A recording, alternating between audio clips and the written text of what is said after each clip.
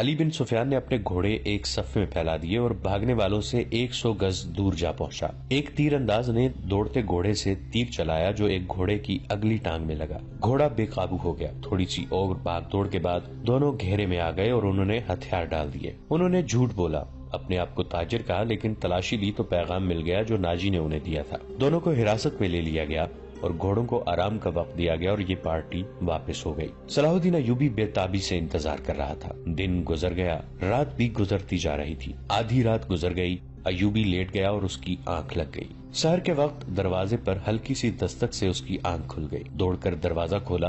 علی بن سفیان کھڑا تھا۔ اس کے پیچھے اس کے 8 سوار اور 2 قیدی کھڑے تھے۔ علی اور قیدیوں کو صلاح الدین ایوبی نے سونے کے کمرے میں ہی بلا لیا اور علی سے ناجی کا پیغام لے کر پڑھنے لگا۔ پہلے تو ان کے چہرے کا رنگ پیلا پڑ گیا، پھر جیسے یکلخت خون جوش مار کر ان کے چہرے اور آنکھوں میں چڑھ گیا ہو۔ ناجی کا پیغام خاصا طویل تھا۔ اس نے صلیبیوں کے ایک بادشاہ فرینک کو لکھا تھا کہ فلاں دن اور فلاں رات یونانیوں، رومیوں اور دیگر صلیبیوں کی بحریہ سے بحرہ روم کی طرف سے مصر میں فوجیں اتار کر حملہ کر دے۔ حملے کی اطلاع ملتے ہی 50,000 سوڈانی فوج امیر مصر کے خلاف بغاوت کر دے گی۔ مصر کی نئی فوج حملے اور بغاوت کا بیک وقت مقابلہ کرنے کے قابل نہیں۔ اس کے عوض ناجی نے تمام تر مصر یا مصر کے بڑے حصے کی حکمرانی کی شرط پیش کی تھی۔ صلاح الدین ایوبی نے پیغام لے جانے والے دونوں سواروں کو تہ خانے کی قید میں ڈال دیا اور اسی وقت اپنی نئی فوج کا دستہ بھیج کر ناجی اور اس کے 3 نائبین کو ان کے مکانوں میں نظر بند کر کے پہرا لگا دیا۔ ناجی کے حرم کی تمام عورتیں آزاد کر دی گئیں۔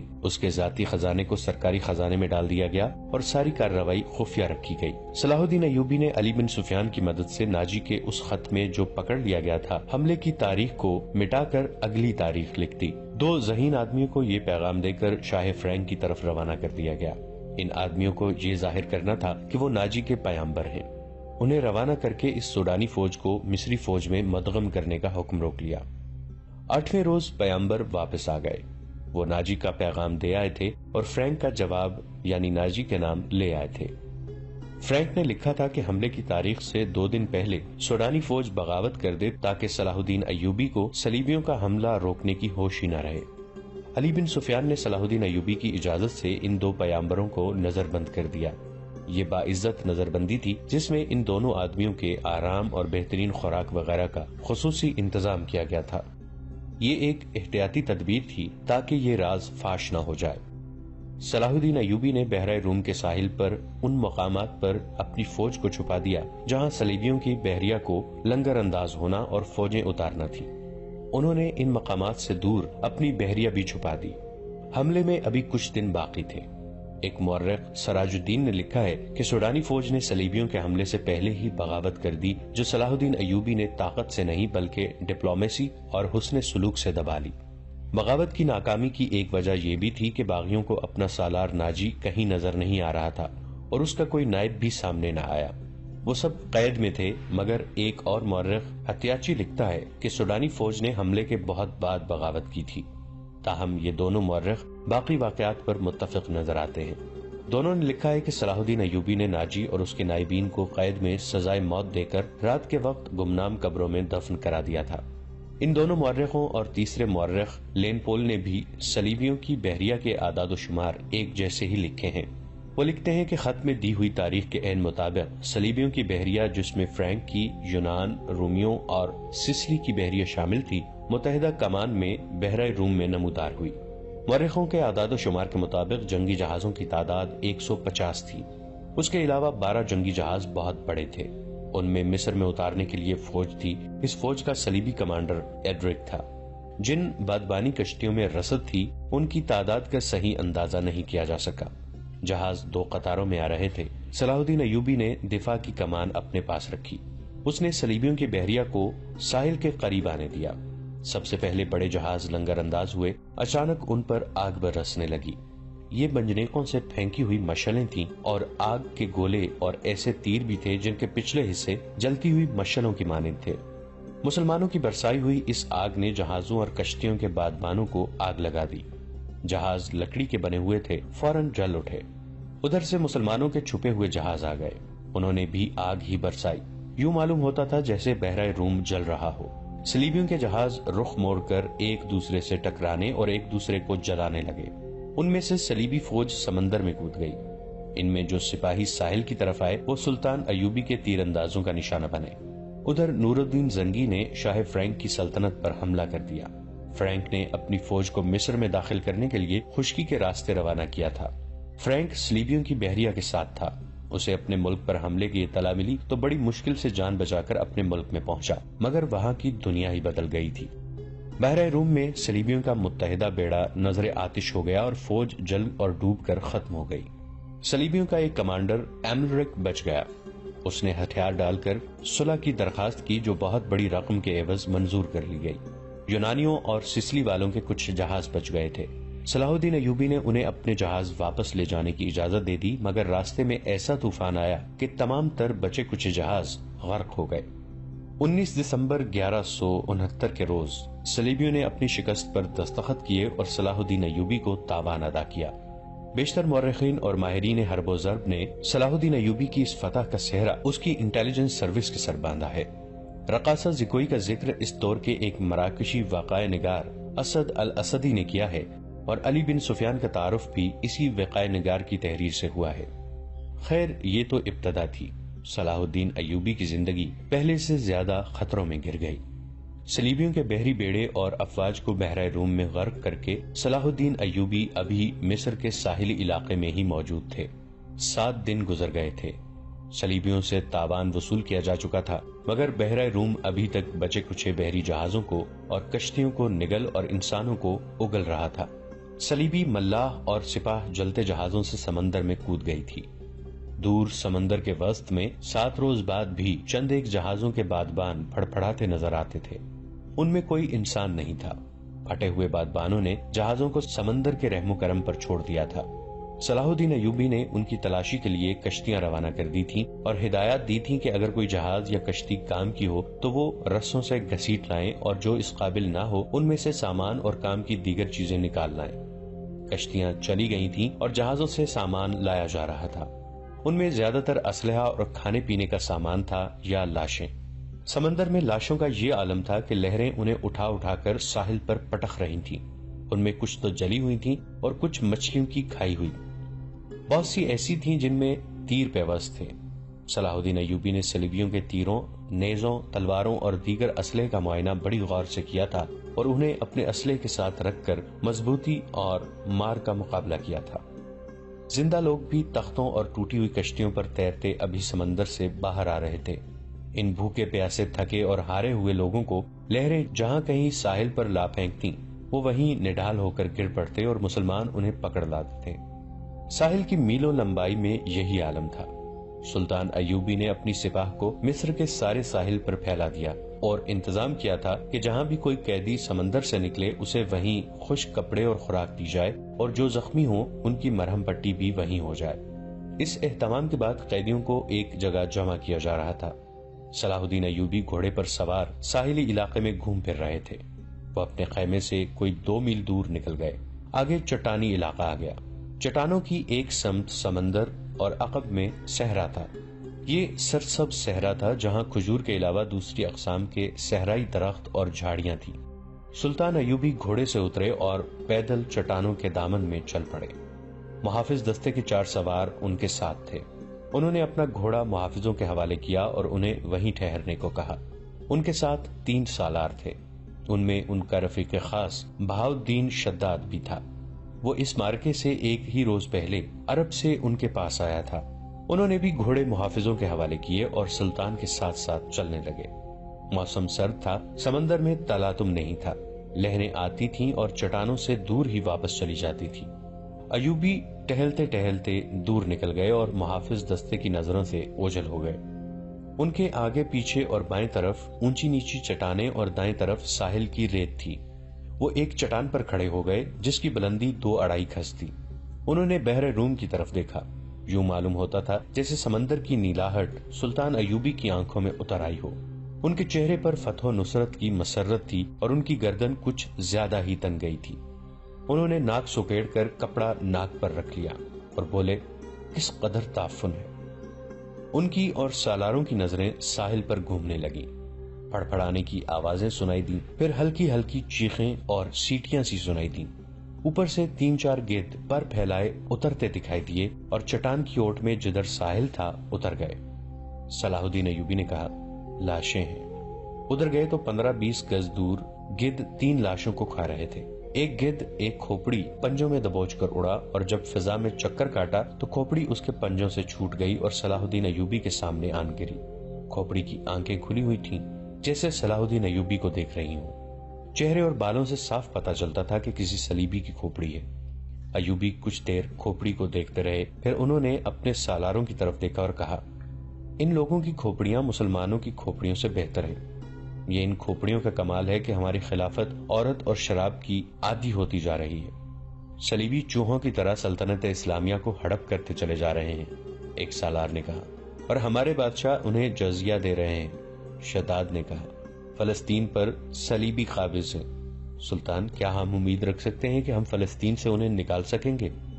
خدا کی ذات سے مایوس نہ ہو شداد، صلاح الدین ایوبی نے کہا، ہم اپنے بھائیوں کی ذات سے مایوس ہو چکے ہیں۔ ایک اور سالار بولا، تم ٹھیک کہتے ہو، صلاح الدین ایوبی نے کہا، حملہ جو باہر سے ہوتا ہے اسے ہم روک سکتے ہیں۔ کیا تم میں سے کوئی سوچ بھی سکتا تھا کہ کفار کے اتنے بڑے بحری بیڑے تم اتنی تھوڑی طاقت سے نظر آتش کر کے ڈبو سکو گے؟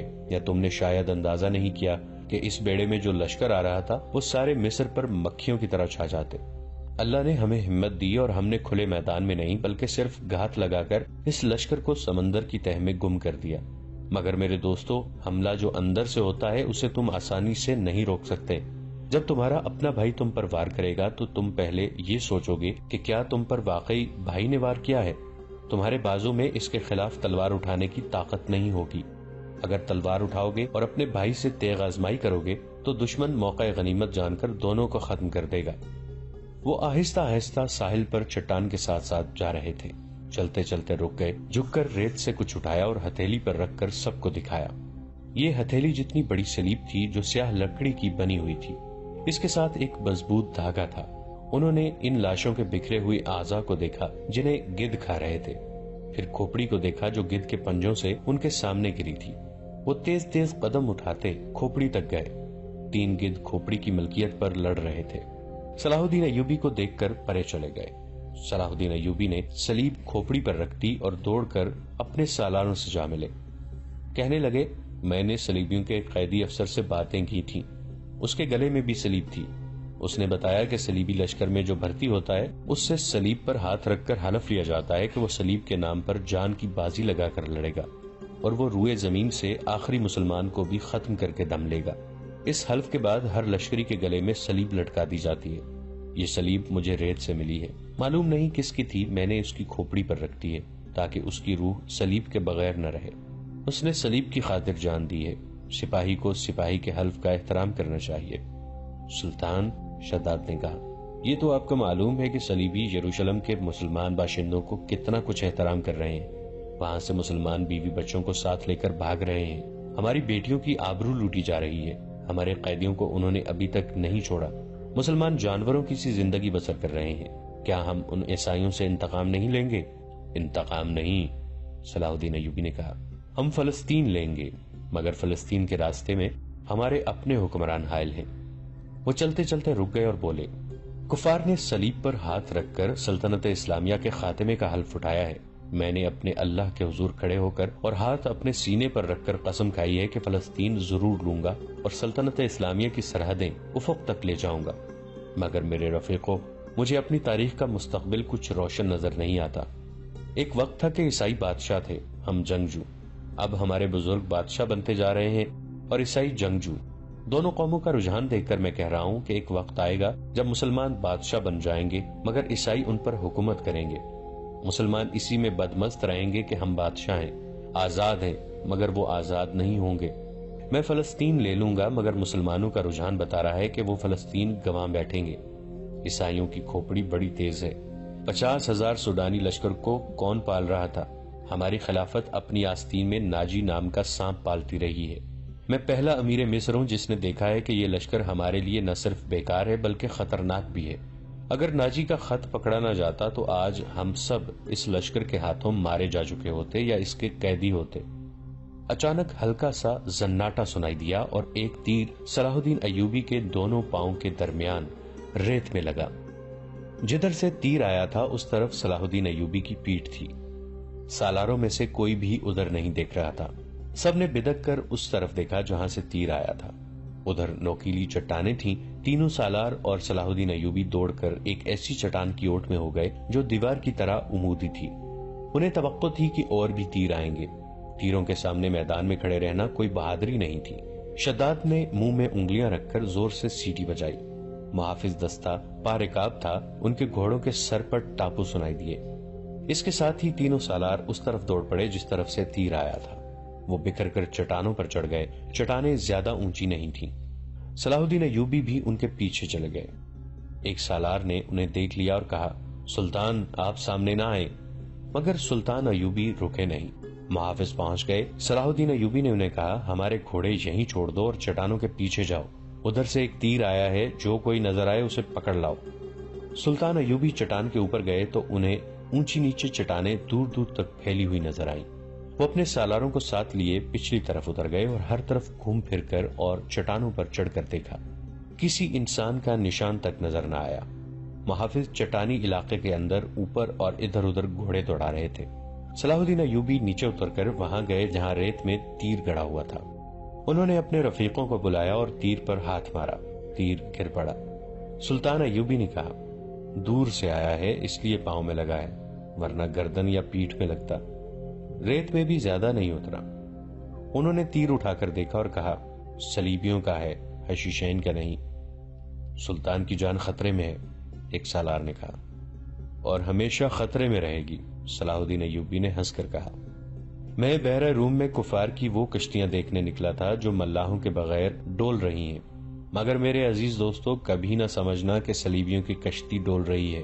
وہ پھر آئیں گے، گھٹاؤں کی طرح گرجتے آئیں گے اور برسیں گے بھی، لیکن وہ زمین کے نیچے سے اور پیٹھ کے پیچھے سے بھی وار کریں گے۔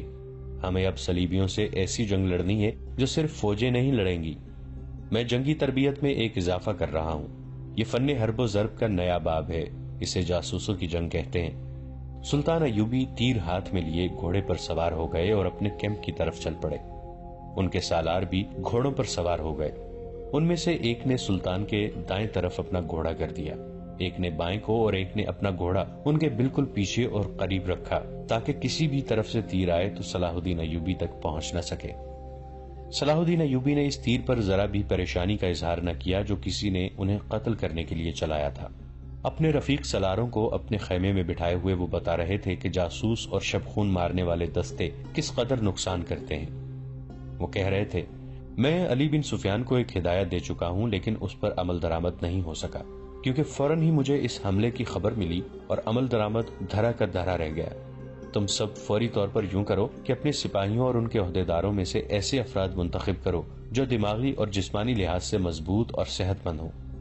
باریک بین، دور اندیش، قوت فیصلہ رکھنے والے جانباز قسم کے آدمی چنو۔ میں نے علی کو ایسے آدمیوں کی جو صفات بتائی تھیں وہ سب سن لو۔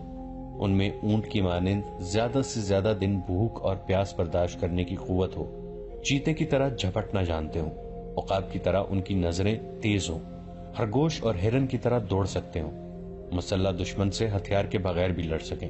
ان میں شراب اور کسی دوسری نشہ آور چیز کی عادت نہ ہو، کسی لالچ میں نہ آئے، عورت کتنی ہی حسین مل جائے اور زر و جواہرات کے انبار ان کے قدموں میں لگا دیے جائیں، وہ نظر اپنے فرض پر رکھیں۔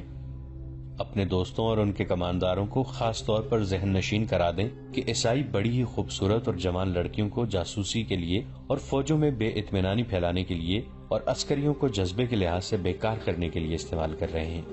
میں نے مسلمانوں میں یہ کمزوری دیکھی ہے کہ عورت کے آگے ہتھیار ڈال دیتے ہیں۔ میں مسلمان عورت کو ان مقاصد کے لیے دشمن کے علاقے میں کبھی نہیں بھیجوں گا۔ ہم عصمتوں کے محافظ ہیں، عصمت کو ہتھیار نہیں بنائیں گے۔ علی بن سفیان نے چند ایک لڑکیاں رکھی ہوئی ہیں لیکن وہ مسلمان نہیں اور وہ عیسائی بھی نہیں، مگر میں عورت کا قائل نہیں۔ محافظ دستے کا کمانڈر خیمے میں آیا اور اطلاع دی کہ محافظ کچھ لڑکیوں اور آدمیوں کو ساتھ لائے ہیں۔ دوستو، آج کے لیے اتنا ہی۔ اسی کہانی کی اگلی قسط کے ساتھ بہت جلد حاضر ہوں گے۔ نیچے کامنٹ سیکشن میں اپنی رائے کا اظہار ضرور کیجیے گا۔ اگلی ملاقات تک کے لیے ہمارا اور آپ کا اللہ نگہبان۔